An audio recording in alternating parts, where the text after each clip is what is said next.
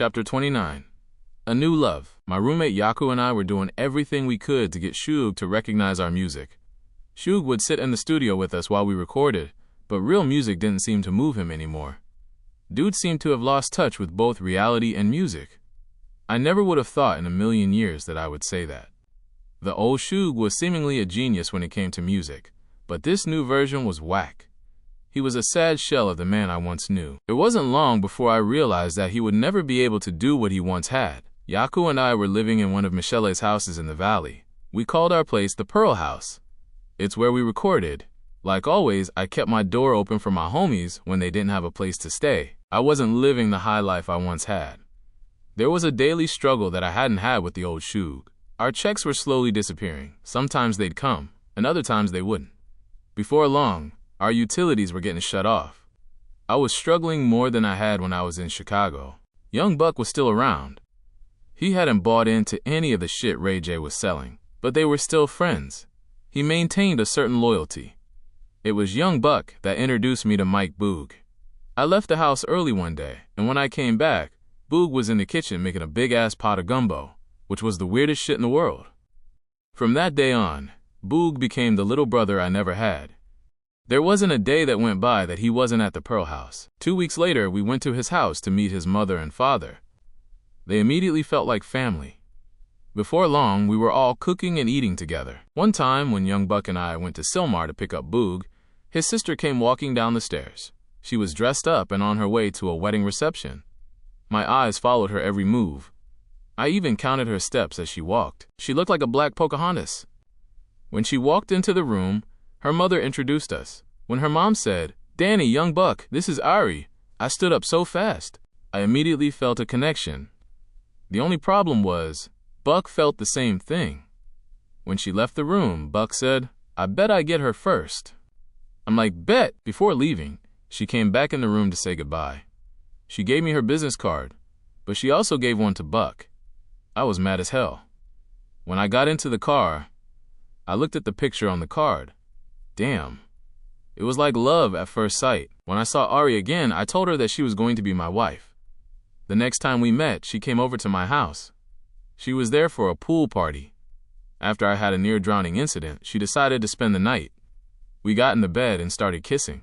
I was easily aroused. But I couldn't do anything, because a few months before I met her, I'd had a bit of an orgy at the Pearl House, and I hadn't wrapped up. After getting it in with a couple of sisters, I was hotter than a night in Egypt. After going through that, I was celibate for 6 months. I was scared to touch anybody. Plus, I had a lot of respect for her. She was different. She was a church girl. When she pulled her body close to mine, I started grinding on her. Before things got too far, I jumped out of the bed and onto the floor to stop us from going all the way. It wasn't until a week later that I made love to her for the first time. It was something special. Things were moving fast with Ari, so I made a call to Chicago to tell Kike that I had found someone that I was interested in.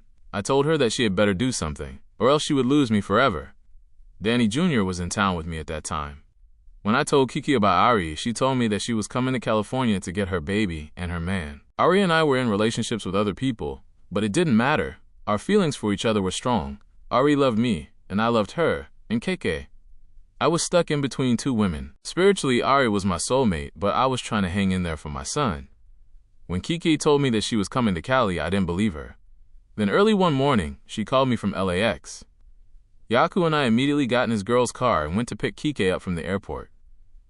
On the way, I called Ari at work to tell her that Kike was in town and that she would be staying at the house. I told her that I needed some time to see if Kike and I could work things out. She was hurt, but she told me that she'd be waiting for me. I picked Kike up from the airport and went back to the house.